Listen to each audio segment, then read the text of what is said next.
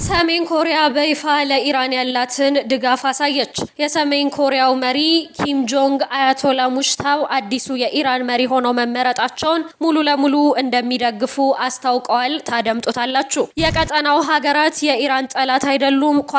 የኳታር የውጭ ጉዳይ ሚኒስተር ዲኤታ ከአልጀዚራ ጋር ባደረጉት ቆይታ ኢራንና አሜሪካ ለሽምግልና መፍትሄ ወደ ድርድር መምጣት አለባቸው ሲሉ መደመጣቸው እየተነገረ ነው። በሰፊው ይዘነዋል። የመካከለኛው ምስራቅ ጦርነት አፍሪካን በእጅጉ እንደሚጎዳ ተነገረ። በመካከለኛው ምስራቅ ያለው ሁኔታ በእጅጉ አሳስቦናል ሲሉ የአፍሪካ ህብረት ኮሚሽን ሊቀመንበር የሆኑት መሐመድ አሊ የሱፍ ተናግረዋል። እስከ መጨረሻው አብራችሁን ልትዘልቁ ከወደዳችሁ ሁሉንም መረጃዎች በሰፊው ታደምጣላችሁ። ሰላም ጤና ይስጥልን ውድ የቻናላችን ቤተሰቦች፣ እንደምንቆያችሁን ዘወትር አዳዲስና ሰበር መረጃዎችን ይዘን የምንቀርብበት ሰዓት ላይ ተገኝተናል። ለቻናላችን አዲስ ከሆናችሁ ቻናላችንን ሰብስክራይብ እንዲሁም ላይክ እና ሼር ያረጋችሁ መረጃዎቻችንን ለመላው ዓለም ማጋራት አትርሱ። ቀጥታ ወደ መረጃው አለፍን።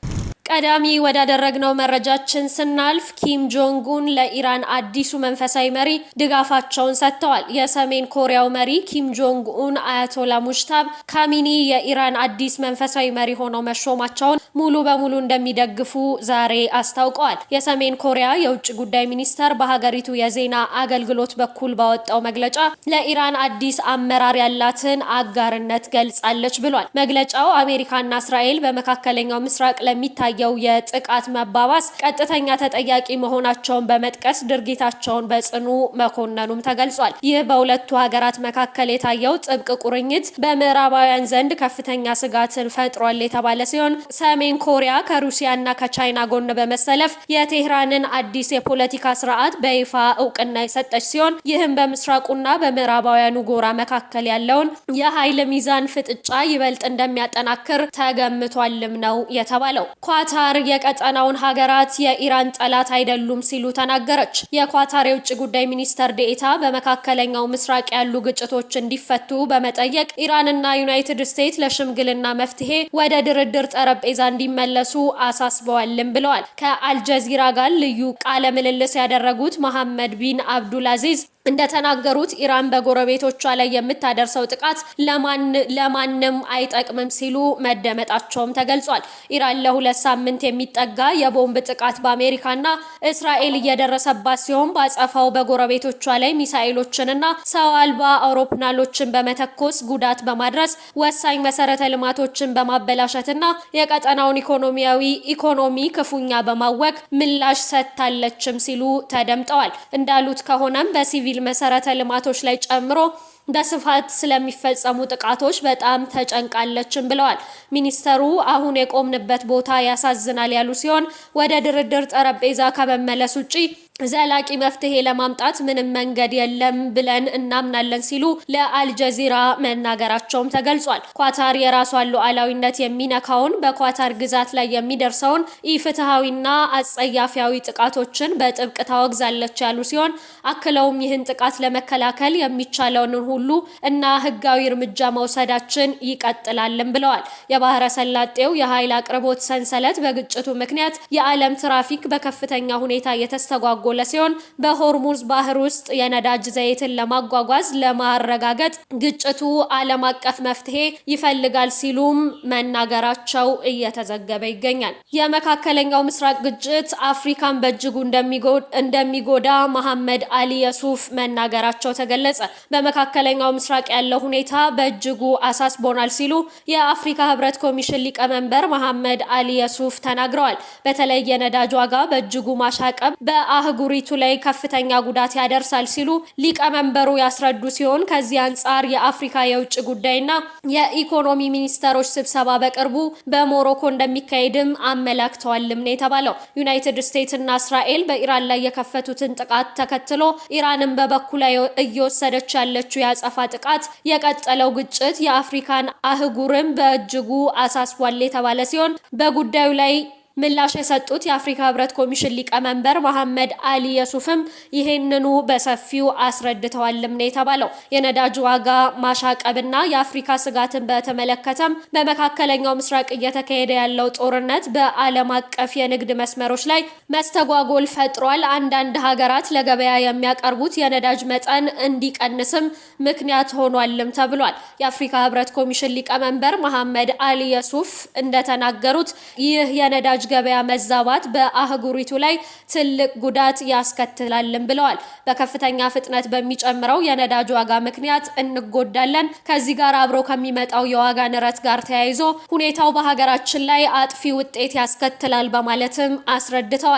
የኢኮኖሚ ባለሙያና ኢኒስቴቭ አፍሪካ የተሰኘው መንግስታዊ ያልሆነ ተቋም ዋና ዳይሬክተር አቶ ክብሩ ገና አፍሪካ በተፋላሚዎቿ ወገኖች የሚሰነዘረውን ጥቃት ኢላማ ባትሆንም ከዓለም የንግድ ስርዓት ጋር የተሳሰረው ኢኮኖሚዋ ግን መጎዳቱ አይቀርም ሲሉም አክለዋል። ከነዳጅ ዋጋ መናር በተጨማሪም የወጭና ገቢ ንግድ ላይም ከፍተኛ ተጽዕኖ ሊኖር እንደሚችል አመላክተዋል የተባለ ሲሆን ምርታቸውን ወደ ውጭ የሚልኩና ወደ ሀገር ውስጥ የሚያስገቡ እንደ ኢትዮጵያ አይነት ሀገራት በዋጋም ሆነ በተለያዩ ሁኔታ መጎዳታቸው አይቀርም በማለትም በሰፊው ማስረዳታቸውም ተገልጿል። ይህንን ተከትሎም የአፍሪካ ዝግጅትና ምላሽ ምን ይመስላል የተባለ ሲሆን በተለይ አሁን በመካከለኛው ምስራቅ ከተፈጠረው ሁኔታ አንጻር ለአፍሪካ ሀገራት የሚበጀው የበለጠ በኢኮኖሚ መተሳሰር እንደሆነ አቶ ክብሩ ገና መናገራቸውም ተገልጿል።